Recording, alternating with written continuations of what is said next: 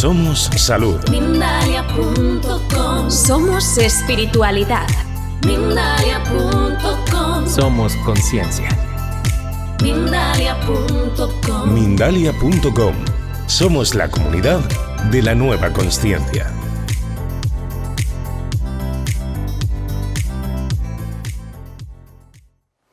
¿Y qué es lo que hay detrás de todo esto? Detrás de todo esto lo que hay es la sospecha de que a lo largo del tiempo algo que no sabemos cómo se llama ni sabemos dónde está, ha sido capaz de ir soplándole al homínido conocimientos de tal manera que iba subiendo de estados evolutivos, hasta llegar pues a lo largo de la historia y con muchísimas etapas y tal, para llegar al siglo XX.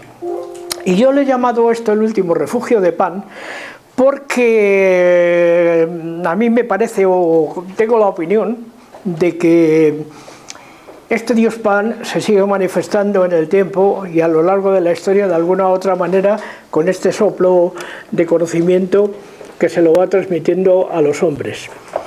El Dios Pan evolucionaría posteriormente cuando pasamos del mundo griego al mundo romano y ya se convertiría en el Dios Fauno. El Dios Fauno, que se caracteriza porque es otra especie de macho cabrío, exactamente justamente igual que el anterior, pero más elaborado, porque además ya incorpora un nuevo elemento que se llama la siringa, que es una flauta que se toca así con dos cuernecitos.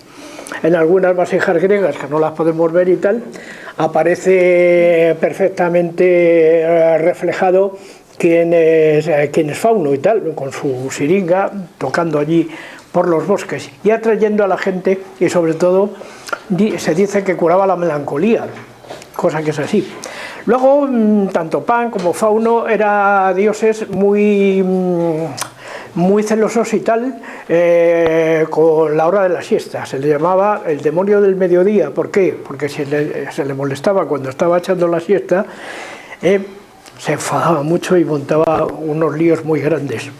También otra cosa que sucede es que del dios Pan, luego del dios Fauno, aparece la palabra pánico, porque su presencia ahuyentaba al ganado, que huía despavorido y tal, y se llamaba que estaba sufriendo pánico, se decía que estaba sufriendo pánico. Bien, y pasamos de la Arcadia, pasamos de Anatolia, pasamos de estos sitios ya al mundo romano, y en el mundo romano nos vamos a encontrar a un autor cordobés, no puedo decir español, hispano, que vivió en Córdoba, vivió en la Córdoba en el siglo II a.C., que se llama Marco Anneo Lucano, y que escribió un libro, un poema muy largo que se llama La Farsalia, sobre las guerras de Julio César en las Galias. Un párrafo, os lo voy a decir de memoria, espero acordarme de todo, ¿de acuerdo? Hay un lugar aquí, en estas montañas, donde existe un rincón donde las cosas son muy extrañas. ¿Por qué? Porque allí prácticamente las nubes no se mueven, prácticamente el ramaje de los árboles no se mueve con el viento, nada sucede. Y las aras de los dioses, carentes de todo arte, igual de toda elaboración, están en medio del bosque, subidas sobre troncos cortados, todos cubiertos y consagrados con sangre humana. Tal es así que el miedo y el horror que produce este lugar es tremendo, de tal manera que ni siquiera el sacerdote de este bosque sabe ni siquiera al Dios que tiene que temer. Uno de los elementos fundamentales de Lucano es decir, ni siquiera los hombres saben a los dioses que tienen que temer porque no los han puesto un nombre determinado y tal. Y Lucano en la Farsalia nos cuenta exactamente la existencia de este bosque. La existencia de este bosque, donde ya digo, se había producido sacrificios humanos y ni siquiera el sacerdote de ese bosque se atreve, una vez llegada la noche, a ir a ver al Dios que tiene que temer. ni tampoco a mediodía, o sea, no puede entrar allí nada más que en ciertos momentos del día, pero tampoco sabe muy bien de qué se trata exactamente, porque es algo que sopla, porque tiene una materia espiritual, no se ve, pero ahí está. Se está y se manifiesta de una manera muy curiosa y tal, que es manifestarse dentro de la cabeza del sacerdote o delante de los que están allí, pero no con palabras, sino simplemente induciéndoles ideas.